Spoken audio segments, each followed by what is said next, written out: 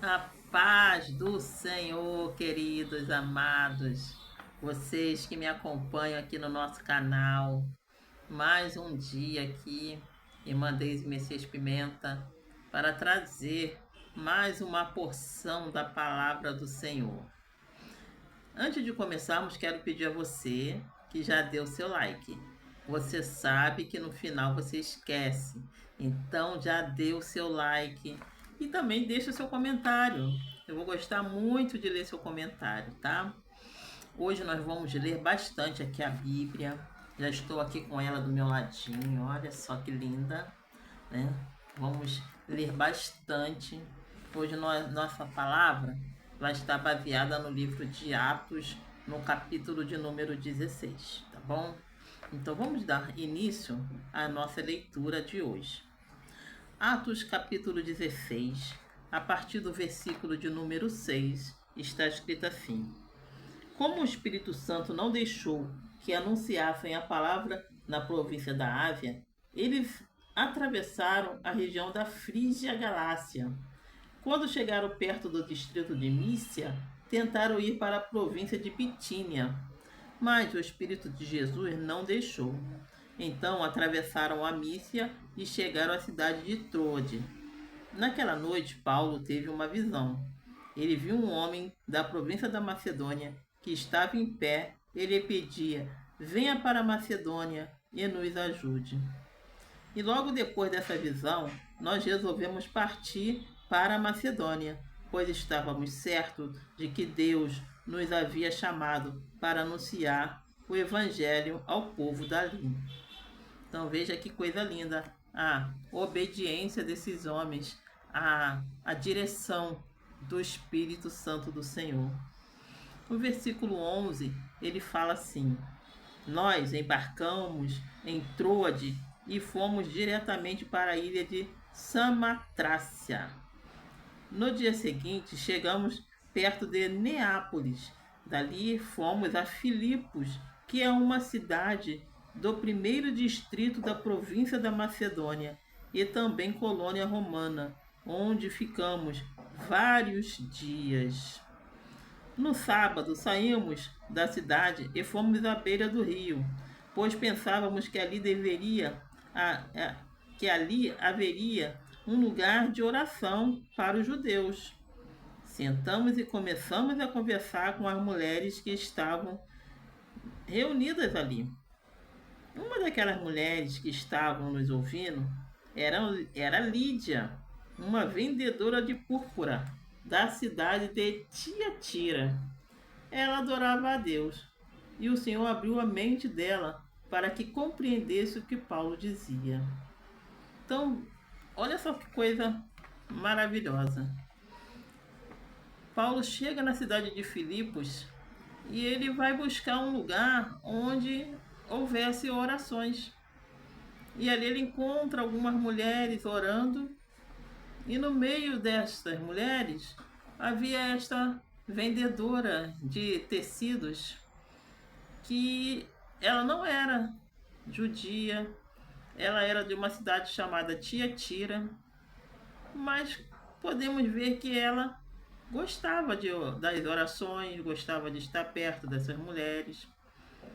Mas o Espírito Santo direciona Paulo exatamente para aquele grupo ao qual ela estava participando.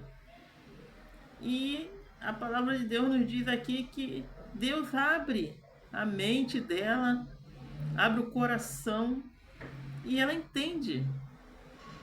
Podemos entender que ela estava junto, mas ela não entendia. Talvez ela achasse bonito, talvez fosse um momento dela de paz, mas ela só andava junto, ela só estava junto, ela não entendia aquele tipo de crença. Mas o Espírito Santo que impediu Paulo de ir para a Ásia sabia o que ele já queria direcionar na vida de Lídia. E diz aqui que ela entendeu, o Senhor abriu a mente dela para que compreendesse o que Paulo dizia. Ela e as pessoas da sua casa, vejam só que através dela, as pessoas da sua casa foram batizadas. E depois Lídia nos convidou, olha só, imediatamente, como que essa mulher mudou o seu coração. Ela convida Paulo e Silas para irem ficar na sua casa, né? Ali ter um momento de aconchego, um momento de alimentação, de descanso. Então ela verdadeiramente ela entregou a vida dela ao Senhor Jesus, ali já praticando a hospitalidade. Foi algo assim incrível, muito rápida a mudança de vida e no coração de Lídia também. E depois dessa conversão maravilhosa, nós podemos ver que aqui no versículo 16 de Atos 16, que fala assim: certo dia, quando estávamos indo para o lugar de oração, veio ao nosso encontro uma escrava. Essa história também é muito interessante. Essa moça estava dominada por um espírito mau que adivinhava o futuro, e os seus donos ganhavam muito dinheiro com as adivinhações que ela fazia. A moça começou a nos seguir gritando: estes homens são servos do Deus vivo, o Altíssimo, e anunciam como vocês podem ser salvos. Ela fez isso por muitos dias. Por fim, Paulo se aborreceu. Virou-se para ela e ordenou ao espírito: pelo poder do nome do Senhor Jesus, eu mando que você saia desta moça. Olha só. E diz aqui o complemento do versículo seguinte: e no mesmo instante o espírito saiu. Então foi mais uma pessoa qual já estava na direção do Espírito Santo para receber a libertação. Então essa moça é totalmente liberta daquele espírito que atrapalhava os servos do Senhor, que diz que ela os perseguia diariamente, gritando. Então você imagina você querendo pregar o evangelho, você querendo que as pessoas ali te ouvissem, e as pessoas não conseguiam ouvir porque ela gritava o tempo todo. Ela não estava mentindo, realmente eles eram os servos do Deus Altíssimo, os servos do Deus vivo. Só que nessa situação, Paulo e Silas eles não conseguiam ter contato com as demais pessoas da cidade, porque ela gritava, ela atrapalhava o trabalho deles. E Paulo ali ele tem um discernimento espiritual, que através desse discernimento ele expulsa aquele demônio e imediatamente aquela jovem, pela graça do Senhor Deus, foi liberta. Mas olha só o que acontece a partir do versículo de número 19 de Atos 16. Quando os donos da moça viram que não iam poder mais ganhar dinheiro com as adivinhações dela, agarraram Paulo e Silas e os arrastaram até a praça pública diante das autoridades. Eles os apresentaram a essas autoridades romanas e disseram: estes homens são judeus e estão provocando desordem na nossa cidade. Estão ensinando costumes que são contra a nossa lei. Nós, que somos romanos, não podemos aceitar esses costumes. Aí a multidão se ajuntou para atacar Paulo e Silas. As autoridades mandaram que tirassem as roupas deles e os surrassem com varas. Depois de baterem muito neles, as autoridades jogaram os dois na cadeia e deram ordem ao carcereiro para guardá-los com toda a segurança. Veja, irmãos, não foi fácil, né? Temos que estar preparados para momentos difíceis.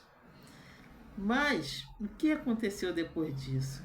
Eles foram jogados na cadeia. Olha o versículo de número 23.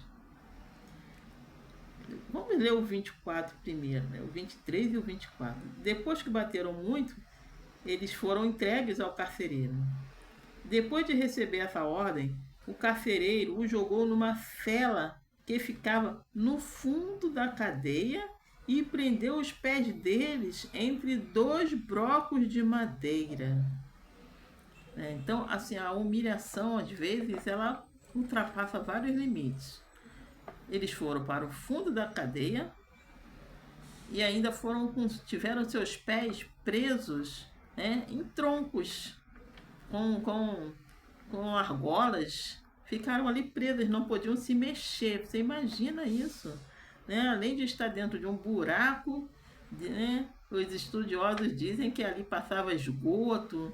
Então você imagina o cheiro, o odor que eles passaram naquele lugar. E além disso, ainda ficaram com seus pés amarrados. Mas o versículo 25 começa a mudar essa história, né? Olha o que diz o versículo 25.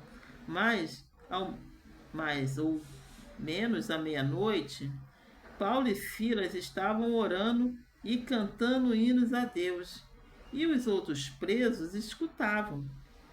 De repente, o chão tremeu tanto que abalou os alicerces da cadeia. Naquele instante, todas as portas se abriram e as correntes que prendiam os presos se arrebentaram. Aí o carcereiro acordou e, quando viu que os portões da cadeia estavam abertos, pensou que os prisioneiros tinham fugido. Então puxou a espada e ia se matar. Mas Paulo gritou bem alto: "Não faça isso! Todos nós estamos aqui." Aí o carcereiro pediu que lhe trouxesse uma luz, entrou depressa na cela e se ajoelhou, tremendo aos pés de Paulo e Silas. Depois levou os dois para fora e perguntou: "Senhores, o que devo fazer para ser salvo?" Então, irmãos, olha, às vezes a gente quer até desistir, né, de alguma empreitada que estejamos fazendo, falando de Jesus para alguém, levando a palavra, e é uma dificuldade, nada acontece. Mas veja esta situação. Esses homens, para ganhar este carcereiro, passaram por momentos difíceis. E foi necessário um terremoto. Mas por que o terremoto aconteceu? Primeiro, porque Paulo e Silas não se deixaram abalar pelas circunstâncias que os levaram até aquele cárcere. Eles estavam todos machucados de serem açoitados, espancados, ganharam muitos murros, mas quando eles são colocados naquele cárcere e ainda serem presos no tronco, diz a palavra de Deus que eles louvaram ao Senhor. Eles louvaram ao Senhor. E diante daquele louvor, houve um tremor de tão grande era a fé de Paulo e Silas. Então não importa o lugar onde você está adorando ao Senhor, não é o lugar. Deus não está vendo o lugar, Deus está vendo o adorador, o adorador. E aquela adoração, ela chega tremendamente ao trono da graça do Senhor, trono de glórias do Senhor. E ali aquele terremoto veio não para libertar Paulo e Silas, nem os outros prisioneiros. Vocês podem ver que o carcereiro ele ficou desesperado, pensando que os prisioneiros haviam fugido. E diz a Bíblia que ele já tirou a espada para se matar, porque era pena de morte, né? Se ele era o responsável pela cadeia e os presos sumissem um preso, já era o suficiente para ele ser condenado à morte. Então ele não quis nem esperar o resultado, ele já queria se matar, ele mesmo ia se matar, né? Mas Paulo estava ali para levar vida. Paulo e Silas foram ali para levar a salvação e não para levar a morte de ninguém. Por isso vocês podem ver que nenhum prisioneiro morreu e nem tampouco o carcereiro. E Paulo fala logo: não faça isso, não tire a sua vida. porque estamos todos nós aqui, ninguém saiu, ninguém fugiu. Então ele se joga ali aos pés daqueles homens, naquele desespero, querendo saber o que eu faço para ser salvo, né? Então foi algo assim muito interessante ver. Então, diz aqui que no versículo de número 31 está escrito assim, ó, eles responderam: creia no Senhor Jesus Cristo e você será salvo, você e as pessoas da sua casa. Porque quando o homem se batizava toda a família junto. Então eles anunciaram a palavra do Senhor ao carcereiro e todas as pessoas da casa dele. Naquela mesma hora e da noite, o carcereiro começou a cuidar deles, lavando os ferimentos da surra que haviam levado. E logo depois, ele e todas as pessoas da sua casa foram batizados. Então veja só, que interessante, né? Ele já foi ali, o dom dele foi de cuidar, não foi? O da Lídia foi a hospitalidade e o carcereiro foi do cuidado. Ele, aqueles dois homens chegam ali todos quebradinhos, coitados, né? Tinham levado uma surra tremenda e feridos com muitas dores, e ele foi e colocou no tronco. Mas quando Jesus entrou na vida dele, ele foi cuidar das feridas. E é para isso que Jesus nos chama, para cuidar das feridas uns dos outros. Então, essa passagem bíblica, ela é muito interessante. Então, nós precisamos entender que para se ganhar uma alma é difícil, mas quando o Espírito Santo está na direção, as coisas vão acontecer. Pode ser que tenhamos que pagar um preço alto, né? Pode ser que a ocasião, as circunstâncias sejam difíceis, assim como foi para Paulo e Silas. Eles pagaram um preço alto. Eles foram brutalmente espancados, foram jogados num calabouço, foram acorrentados. A diferença que fez Paulo e Silas foi que eles não se abalaram. Eles foram louvar, como nós vemos aqui. E aconteceu esse tremendo terremoto, que não veio para livrá-los, mas veio para fazer um grande milagre na vida daquele carcereiro. Então, nós precisamos estar preparados para o agir do Senhor. Nós não sabemos como que vai ser, né? Aquela empreitada, aquele trabalho que você está ali envolvido, aquele sentimento que você está de fazer, você não sabe o resultado.